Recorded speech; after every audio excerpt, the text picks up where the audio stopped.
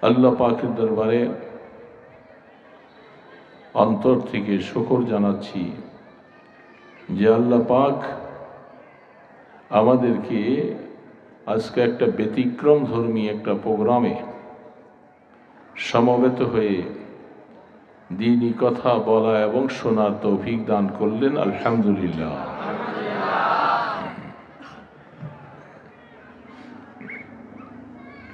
ব্যতিক্রম ধর্মী কেন বললাম?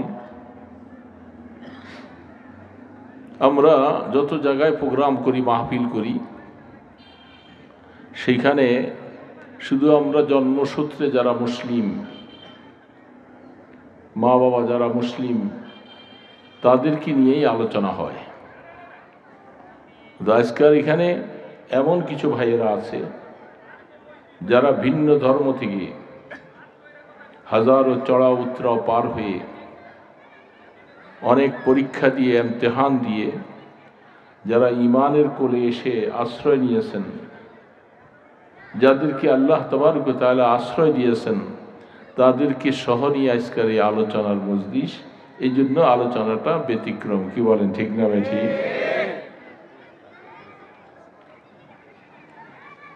অনেকে আসবেন, আলোচনা করবেন।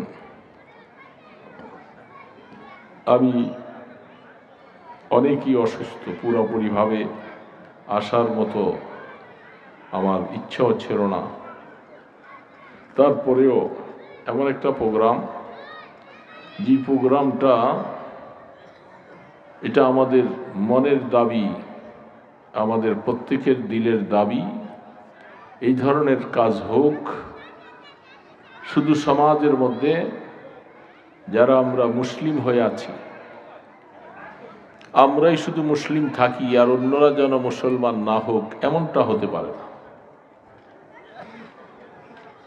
ইসলাম আজ থেকে 1450 বছর আগে মক্কার ভূমিতে আপনার আমার নবী মুহাম্মদুর রাসূলুল্লাহ সাল্লাল্লাহু আলাইহি সাল্লাম বলেন নাই সবাই? তার মাধ্যমে আল্লাহ রাব্বুল আলামিন এই ঈমানের দাওয়াতের সূত্র তৈরি করেছেন আজ থেকে 1450 বছর আগে। ওই সময় মক্কার ভূমিতে আল্লাহ বলে ডাক দেনেওয়ালা একজন মানুষও ছিল না। আল্লাহ পাককে ডাক দিবেন, আল্লাহ পাকের গোলামি করবেন, একজন ব্যক্তিও ছিল না। যখন আল্লাহ রাব্বুল আলামিন তার বন্ধুর মাধ্যমে এই কলেমার প্রকাশ করাইলেন, ইসলামের সূচনা তৈরি করে দিলেন, তখন থেকে শুধু প্রথম ডাক দিয়েছেন মুহাম্মদুর রাসূলুল্লাহ সাল্লাল্লাহু আলাইহি ওয়াসাল্লাম। তিনি একা তখন মুসলিম, আর একজন নাই। তাদের আশপাশে প্রতিবেশী আপনজন যারা ছিল, কেউই তখন ইসলাম বুঝে না, ঈমান কি জিনিস তারা বুঝে না। সেটাকে বুঝাবার জন্য আল্লাহ রসুলের জীবনের কত ত্যাগ আর কত কষ্ট, সেগুলি আমাদের মুসলমানদের কাছে, অনেকের কাছে অস্পষ্ট, অনেকের কাছে স্পষ্ট। আজ আমাদের কাছে যে ইসলামটা পৌঁছেছে, লক্ষ লক্ষ মানুষের জীবনের রক্তের উপরে বেয়ে বেয়ে ইসলামটা আমাদের এখানে আসছে। যারা আমরা আজ থেকে 300-400 বছর আগের ইতিহাস তালাশ করে দেখি, আমাদের দেশে ইসলাম নিয়ে, শব্দ নিয়ে কথা বলার মতো নাই কিছু। সুদূর ইয়ামান থেকে, পারস্য থেকে, বিভিন্ন দেশ থেকে মনীষীরা তারা সফর করে করে এসে ভারতবর্ষে ইসলামের দাওয়াত দেওয়া শুরু করলেন। সেই ইসলাম সাহাবায়ে কেরামের যুগ থেকে নিয়ে বিদায় হজের মধ্যে আল্লাহ রসুল বলছিলেন, তোমরা যারা আজ এখানে প্রায় 1.25 লক্ষ আমার সাহাবীরা আছো, তোমরা প্রত্যেকে আজকার এই আমার আওয়াজগুলি অনুপস্থিত যারা আছে তাদের সকলের কর্ণকুহরে আওয়াজ পৌঁছে দিবে। হিসাবে দেখা যায় এই ১.৫ লক্ষ সাহাবীর মধ্যে প্রায় ১,৫,০০০-এর মতো সাহাবী এই দাওয়াত নিয়ে, ইসলামের দাওয়াত নিয়ে তারা দিক বেদিক ছুটিয়ে পড়েছেন। সেইখানে গিয়ে গিয়ে তারা মানুষকে ইসলাম বুঝাচ্ছেন, কলেমার দাওয়াত দিচ্ছেন। এই জন্য মক্কার মধ্যে বিশেষ করে মদিনা শরীফে ১০,০০০ মতো সাহাবীদের কবর পাওয়া যায়। আর বাকি ওলারা সকলে আল্লাহ পাকের রসুলের এই দায়িত্ব নিয়ে, দাওয়াত নিয়ে তারা ছুটে পড়েছেন সুদূর প্রত্যন্ত অঞ্চলে। সেইভাবে গিয়ে তারা মানুষকে দাওয়াত দিচ্ছেন, কুলু লা ইলাহা ইল্লাল্লাহ তুফলিহু, ইয়া আইয়ুহান নাস, এ মানুষেরা তোমরা এই কলেমাটা পড়ো, লা ইলাহা ইল্লাল্লাহ। বলেন সবাই, লা ইলাহা ইল্লাল্লাহ। এই কলেমাটা তোমরা পড়ো, তোমরা কামিয়াব হবে, সফলতা অর্জন করবে, জাহান্নাম থেকে মুক্তি পাবে। আল্লাহ রসুল এই কথা বলতেছিলেন, কিন্তু এই কথাটা কায়েমি স্বার্থের উপরে যারা দীর্ঘ বৎসর যাদের হায়াতটা কেটে আসছে, মা বাবা আত্মীয় স্বজন, যারা মূর্তি পূজারী, দেবদেবীর পূজারী, তারা হঠাৎ করে এই কথাটা কি মেনে নিবে? এটা কি একটা সহজ ব্যাপার?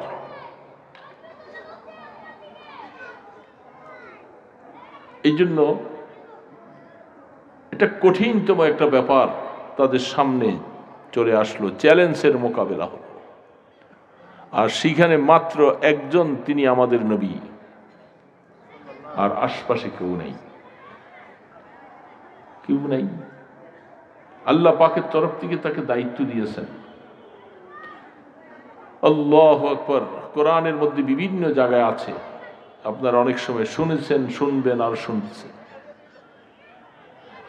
যেদিন নবুয়তের প্রকাশ ঘটল, সেদিন থেকে রাসূল যখন আসলেন ঘরের মধ্যে, তিনি একা শুধু ইসলামওয়ালা, আর কেউ নাই। আল্লাহ রসুলের জীবনে কত কষ্ট, সেখানে কি পরিস্থিতি, আমি ওগুলি বলতে যাচ্ছি না, সময় অল্প, আমি বেশি লম্বা সময় কথা বলবো না।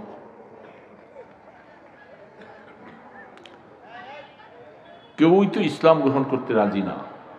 আর ইসলামটা তো বুঝেই আসেন, এটা নতুন একটা মতবাদ। এই ইজম, এই মতবাদ, এটা কোত্থেকে আসলো? সারা দেশের, সারা জীবনের সমস্ত মূর্তি পূজারীদের মাথার উপরে এই কথাটা বলে একটা আঘাত করা হলো যে তোমরা যাদেরকে রব বলতেছো, খোদা বলতেছো, আসলে এগুলি কিছুর থেকে কিছু হয় না, তারা কিছু করতে পারে না, সব কিছু করনেওয়ালা জাত আরেকজন আছেন, তিনি আল্লাহ। এই কথাটা কি সহজ ওয়াজে কি বুঝে আসে? সহজ ওয়াজে বুঝে আসে। ভিতরে তাদের সব কিছু এমন মজবুত ভাবে দিলটা কঠিন হয়ে গেছে ওই কাজগুলি করতে করতে। এই জন্য আল্লাহ রসুল প্রথম মুসলমান হযরতে খাদিজাতুল কুবরা রাদিয়াল্লাহু তাআলা, সর্বপ্রথম মুসলিম তিনি, কোনো পুরুষও নয়। এদিক থেকে মহিলাদের জন্য একটা সৌভাগ্যের কথা যে সর্বপ্রথম ইসলামের মধ্যে যিনি ইসলাম গ্রহণ করেছেন, তিনি নারী সম্প্রদায়, নারী জাত, তিনি আমাদের মা হযরতে খাদিজা। বোঝা যাচ্ছে মহিলারা শুধু সর্ব জায়গার মধ্যে না কিছুল আকল না, সব জায়গার মধ্যে তাদের আকল একেবারে ছোট, মাঝে মধ্যে তাদের আকল পুরুষ থেকেও বেশি হয়।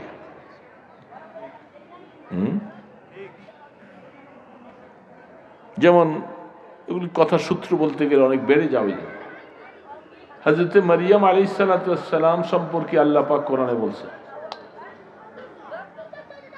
যে আমি তার মা বলছিলেন যে আল্লাহ, আমি তো মান্নত করেছিলাম যে আমার ঘরে একটা সন্তান হবে, আর সন্তানটা পুত্র সন্তান হবে, এটা তার নিয়ত ছিল, কিন্তু সন্তান প্রসব করলাম ইন্নী ওয়াজারতু উনসা, আমি একজন মেয়ে সন্তান প্রসব করেছি। তাহলে বাইতুল মুকাদ্দাসের খাদেম বানাবার সুযোগ আর হলো না। আল্লাহ সুবহানাহু ওয়া তাআলা তিনি বলছেন মারিয়ামের নামটা আমি রাখলাম, এবং দুনিয়ার হাজারো কোটি কোটি মহিলার থেকে এই মারিয়াম সবার থেকে শ্রেষ্ঠত্ব, সবাই থেকে দাম শ্রেষ্ঠ। তাহলে বোঝা যাচ্ছে সব মহিলাই জ্ঞান কম, এটা বলা ঠিক হবে। আল্লাহ মাঝে মধ্যে তাদের জ্ঞানকে অনেক অপরিসীম দিয়েছে। সেই হিসাবে হযরত খাদিজা রাদিয়াল্লাহু তাআলা, আশ্চর্য কথা, যদিও তার ঘরে এক তো হলো স্বামী, দ্বিতীয়ত হলো বয়সেও কম। খাদিজা রাদিয়াল্লাহু তাআলা আনহার সাথে রাসূলের বয়স বিবাহ হলো, খাদিজার বয়স 40, রাসূলের বয়স 25। তো 40 বৎসরের একজন বয়স্কা মহিলা, 25 বছর বয়সের তিনি একজন স্বামী, তিনি আইসা নবুয়তি দাবি করলেন, এটাকে অন্তরের মধ্যে সহজে জায়গা দেওয়া যায় না। তিনি নবী, আর আমি তাকে নবী স্বীকার করব।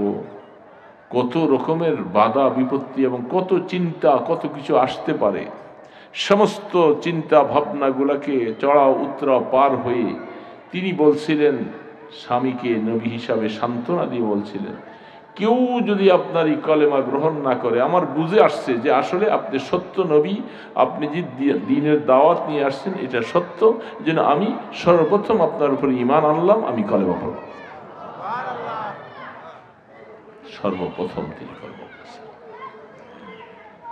এই জন্য যে সমস্ত মহিলারা দ্বীনের বাহিরে এখন চলাফেরা করে, উচ্ছৃঙ্খল জীবন যাপন করে, নিজেদের রূপচর্চা করে সমাজের মধ্যে হাজারো লক্ষ যুবককে বিভ্রান্ত করে, ওই সমস্ত মেয়েদের বোঝা দরকার যে আমাদের এই ইসলাম ধর্মের মূল উৎপাদন সাধন করেছিলেন একজন আমাদের মতো নারী জাতি, তিনি হযরতে খাদিজা রাদিয়াল্লাহু তাআলা আনহা।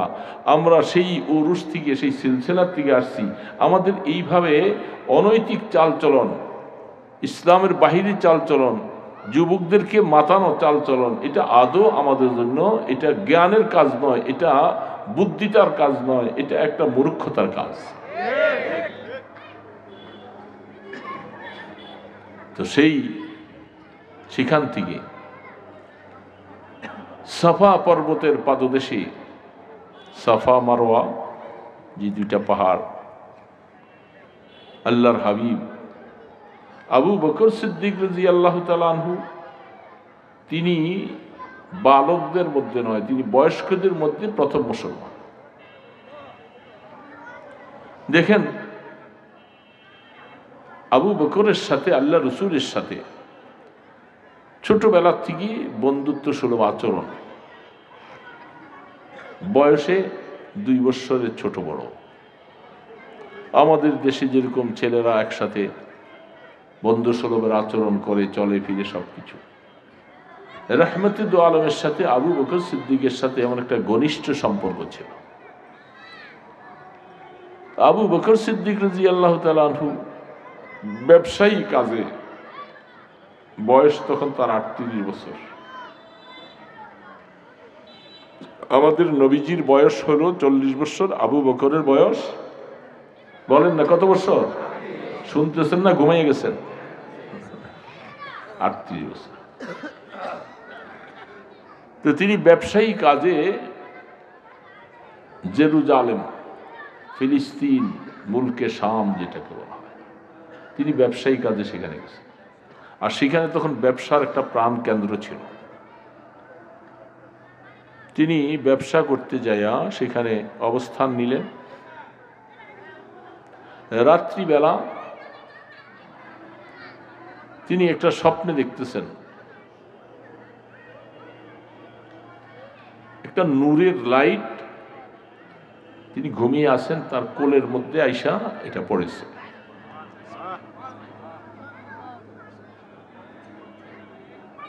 তিনি এই স্বপ্নটা দেখে আশ্চর্য হয়ে গেলেন, যে কি স্বপ্ন দেখলাম। ওই জামানার পাদ্রী যারা তৌরিতের ইঞ্জিলের আলেম ছিল, ওই সময় তারা ভালো মানুষ ছিল। আমাদের জামানায় যেরকম বড় বড় আলেম ওলামা আল্লাহ, ওই জামানায় এরকম পাদ্রী রাহেব তারা ভালো মানুষ ছিল। তার কাছে গিয়ে এই স্বপ্নটা যখন বলতেছিলেন, তিনি জিজ্ঞাসা করে, তুমি কোত্থেকে আসছো? মিনাইন, তোমার বাড়ি কই? ওমা ইসমুক, তোমার বাড়ি কোথায়, তোমার নামটা কি? তখন তিনি বললেন, আমি মক্কার থেকে আসছি, আমার নাম আবু বকর। সেই পাদ্রী তাকে বলল যে তোমার জন্য একটা সুসংবাদ আসছে তোমার স্বপ্নটার মধ্যে। সুসংবাদ হলো, তুমি বেশি দেরি করো না, তোমার সফরটাকে তুমি সীমিত করো, তুমি তাড়াতাড়ি দেশে ফিরে যাও। তোমার দেশে তোমার একজন বন্ধু, তার নাম মোহাম্মদ, সুবহানাল্লাহ, তার উপরে নবুয়তের প্রকাশ ঘটেছে, তুমি তার উজিরে আলা হবে, তার প্রথম খলিফা তুমি হবে, তোমার জন্য সৌভাগ্যের খবর, তুমি দেরি করো না, তাড়াতাড়ি চলে যাবে।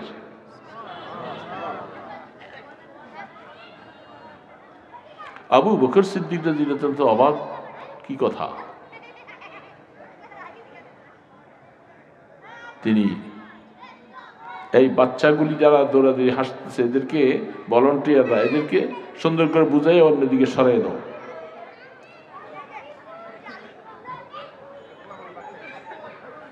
তো আবু বকর সিদ্দিক রাদিয়াল্লাহু তাআলা আনহু সফরকে তাড়াতাড়ি সংক্ষিপ্ত করে তিনি দেশের দিকে ফিরতেছে। ফিরে আইসা সামান রাইখেই সর্বপ্রথম রহমতে দো আলমের ঘরে তিনি গেছেন। আল্লাহ রসুলের ঘর সফা পর্বতের পাহাড় থেকে ওই আবু জেহেল্লার বাড়ির একটু পিছে, যারা হজ করতে গেছেন দেখছেন। মাঝখানে আবু জাহাল আর আবু বকর সিদ্দিক রাদিয়াল্লাহু তাআলার বাড়িটা ছিলেন মক্কা টাওয়ার, যেটা সেখানে, যেগুলি বর্ণনা পাওয়া যায়। তো তিনি সামান রেখে দ্রুত গতিতে রহমতে দো আলমের কাছে যাইয়া উপস্থিত। যাওয়ার পরে মাহাজাল খবর ইয়া মুহাম্মদ, দোস্ত কি খবর, আমাকে একটু শোনাও তো। বলে, কি খবর শোনাবো তোমাকে? তোমার আমার খবর হলো, তুমি ওই যে রাত্রে একটা স্বপ্নে দেখছিলা, এবং সেই স্বপ্নটা যে পাদ্রীর কাছে বলছিলা, ওইটাই খবর।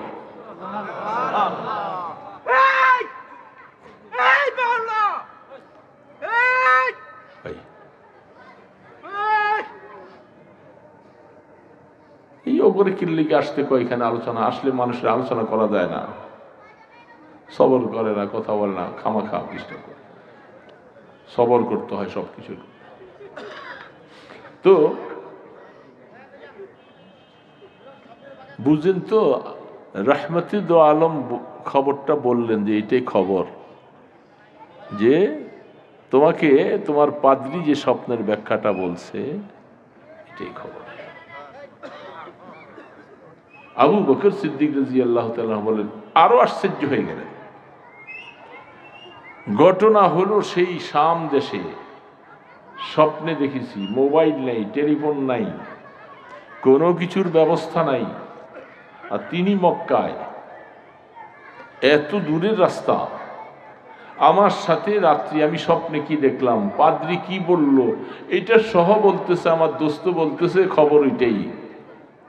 আরো বেশি আশ্চর্য না? তিনি অবাক হয়ে গেলেন। তিনি বলছেন যে আমার পুরোপুরি বাস, আমার ইনশিরাহ হয়ে গেছে, আমার দিল খুলে গেছে, বুঝতে পারতেছি আসলে আল্লাহ আপনাকে নবী রূপে পাঠাইছেন, আর দেরি করব না, কার আগে কে আসে চলে আসে, দেন হাত দেন, আমি আপনার সাথে কলেমা পড়ে মুসলমান হয়ে গেলাম। আবু বকর সিদ্দিক রাদিয়াল্লাহু তাআলা যুবকদের মধ্যে সর্বপ্রথম।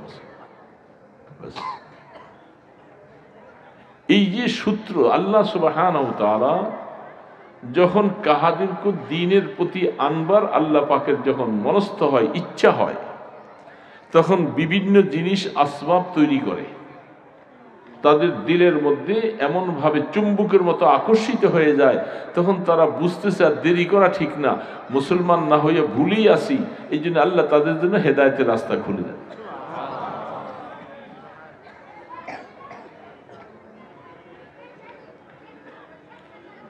আল্লাহু আকবার, আল্লাহু আকবার। বুখারী শরীফে একটা হাদিস আসছে,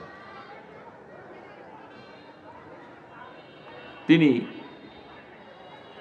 হুদায়বিয়ার সন্ধির সময় তার উপরে রাসূলের অনেক কিছু নজর ছিল। সেইখানে মুহূর্তের ভিতরে হঠাৎ করে নামটা ভুলে গেছে, আবার একটু পরে খেয়াল হবে। তিনি এখনো মুসলমান হননি, তিনি চলছেন, আর শক্তি কত শরীরে, অনেক বড় পালোয়ান। যাইতেছে মক্কার পাদদেশে, পাহাড়ের পাশে দিয়ে যায়, যাইতে যাইতে দেখে যে একটা বাঘ একটা হরিণকে শিকার করে কামড় দিয়া নিয়ে আসতেছে। উনি দেখে এটা খুব খারাপ লাগছে,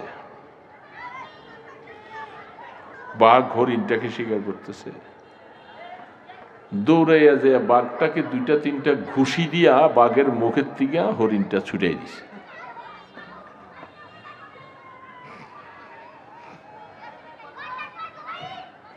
বুঝছেন না কথাটা? ওনার ঘুষি খাইয়া বাঘ হরিণ ছাইড়া দিছে, বাঘ পালাইতেছে দৌড়াইয়া।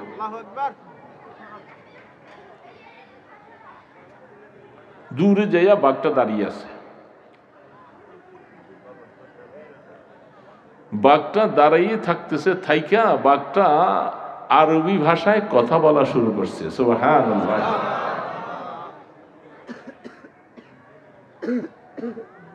আরবি ভাষায় কথা বলে বলতেছে, তুমি আমার মুখ থেকে আমার রিজিকটা ছিনে নিয়ে গেলাম। হরিণ তো এটা আল্লাহ পাক আমার রিজিক বানাইছে, আমি শিকার করব, তাকে খাবো, আর তুমি আমার মুখের থেকে এই হরিণটা ছিনে নিয়ে গেলাম, তো তুমি ঠিক করো নাই।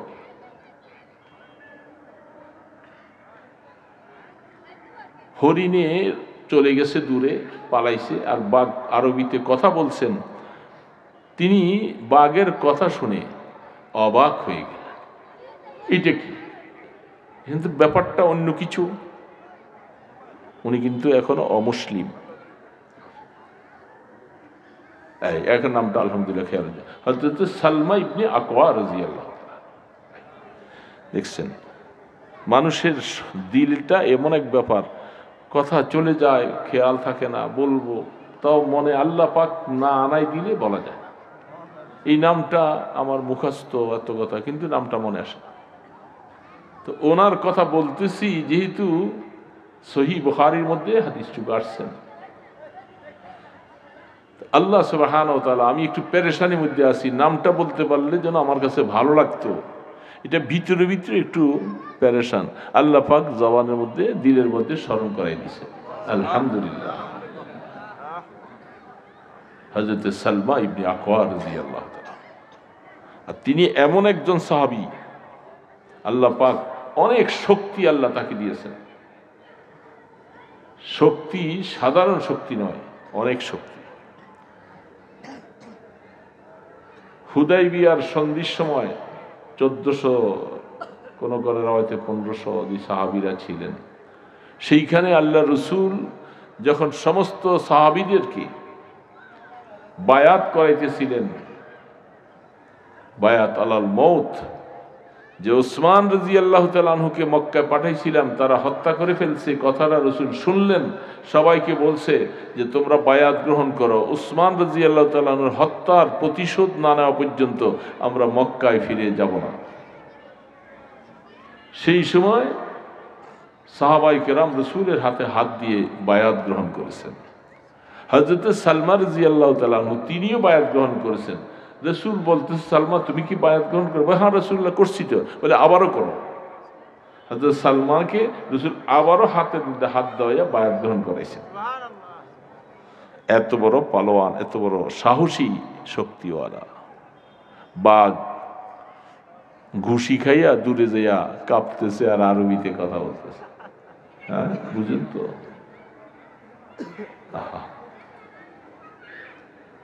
তিনি আশ্চর্য হয়ে গেলেন। তিনি বলতেছেন বড় তাজ্জুব, বাঘ কথা বলে। বাঘ বলতেছে এই সালমা শোনো। আবার তাজ্জুব হয়ে গেলেন, আমার নামও তো দেখি বাঘ জানে। হ্যাঁ আমি যে আকওয়ার ছেলে সালমা বাঘ এটাও জানে। আমাকে বলতেছে সালমা ইবনে আকওয়া শোনো। তুমি আমার কথা শুনে খুব আশ্চর্য হয়ে গেলা। বরং সবচেয়ে আমার কাছে বেশি আশ্চর্য লাগে তোমার মতো একজন এত বড় পাহলোয়ান, এত বড় শক্তিশালী মানুষ, তোমার শক্তিটা তুমি কোথায় ব্যয় করতেছো? অথচ মদিনা শরীফে মুহাম্মদুর রাসূলুল্লাহ মানুষকে কলেমার দিকে হাতছানি দিয়ে ডাকতেছে, আর তুমি ইসলাম গ্রহণ করলা না। এটা বড় আশ্চর্য বিষয়। সুবহানাল্লাহ।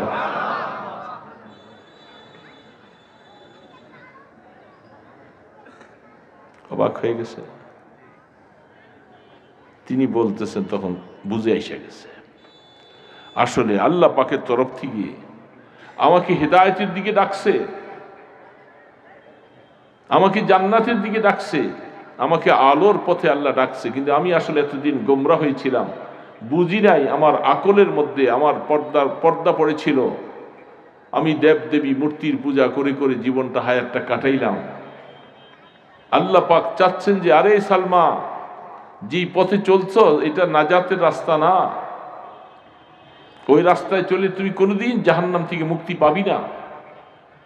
এই জন্য তার দিলের মধ্যে আল্লাহ পাক ঈমানটা যেন বদ্ধমূল হয়ে যায়, আল্লাহ আকর্ষণীয় ঘটনাটা তৈরি করে দিলেন। বাগের পক্ষ থেকে তার কাছে দাওয়াত চলে আসছে। সালমা বলে আর তো দেরি করা যাবে না।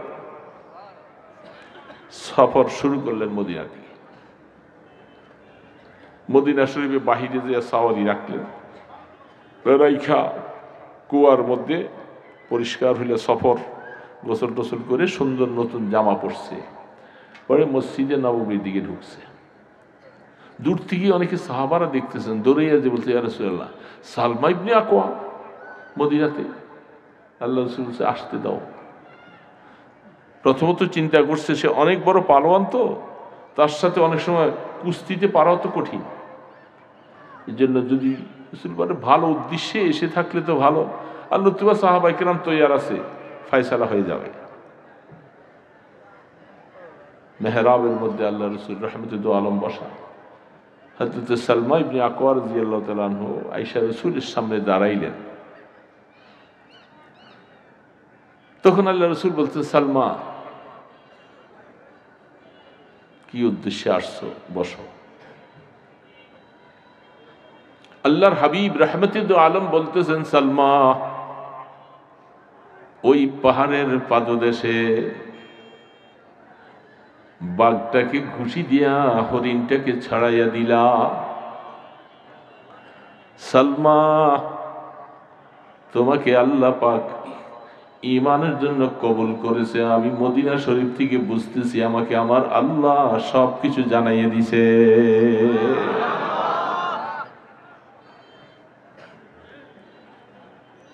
रिश्ते माँ गर्दन अफगंदा दोस्त मी बुरद हर जाके खातिर खायोस्त तिश्नेगा गर आब जुयत दर जहां आब दर जुयत बालम तिश्नेगा। আল্লামা জালালউদ্দিন রুমি রহমতুল্লাহ আলী বলেন, এ দুনিয়ার ইমানদার মুসলমান ভাইরা, আল্লাহ পাকের কাছে এমন একটা কুদরতি রশি আছে, রশিটা সবার গলায় লাগানো হয় না।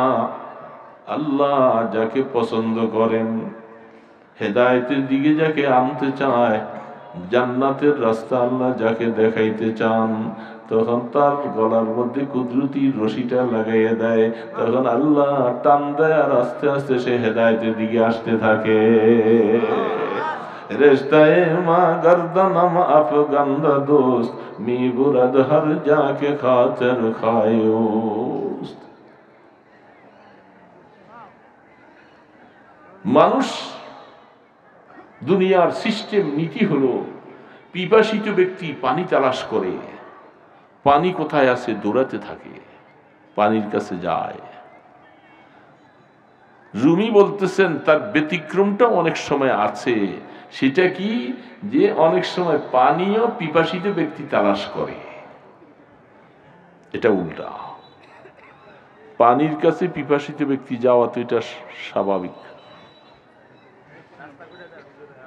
কিন্তু পানি যে পিপাসিত ব্যক্তি তালাশ করে, এই যে অনেকগুলি ঘটনা তারা দেখলে বোঝা যায়।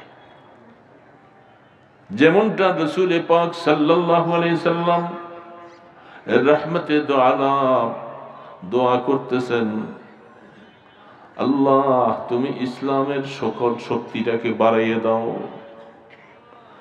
আল্লাহ ইসলামের শক্তি বাড়িয়ে দাও। ওমর ইবনে হযরত ওমর ইবনুল খাত্তাব আর 2 নম্বরে ওমর ইবনুল হিসাব, তার নামও ওমর, হিসামের বেটা ওমর আর খাত্তাবের বেটা ওমর। আল্লাহ এই দুইটা পরালা শক্তি, এদেরকে তুমি ইসলামের পতাকা তলে আনাইয়া ইসলামের শক্তিটাকে একটু বাড়াইয়ে দাও। রাসূল দোয়া করছেন না? তাহলে পানি পিপাসিত ব্যক্তিকে তালাশ, বুঝে আসছে কথাটা? পানি পিপাসিত ব্যক্তি তালাশ করে। দুইজনের নামে দোয়া হলো, আল্লাহ পাক দোয়া কবুল করলেন যার জন্য, তাকে তার জন্য আসবাব তৈরি করে দেয়। ওমর ইবনুল হিসাব আবু জাহাল আর ওমর ইবনুল খাত্তাব, দুইজনের জন্য দোয়া, কিন্তু দুইজনের ভাগ্যে দোয়াটা লাগে নাই। কেন? ওমর ইবনে খাত্তাবকে আল্লাহ পাক রাসূলকে হত্যা করার জন্য সে মালের মোহে পড়ে রাজি হইল, রাসূলকে হত্যা করবে, গর্দান কাইটে আইনা দিবে। এই সূত্রটা, এই একটা লোভ তার দিলের ভিতরে কাজ করতেছে।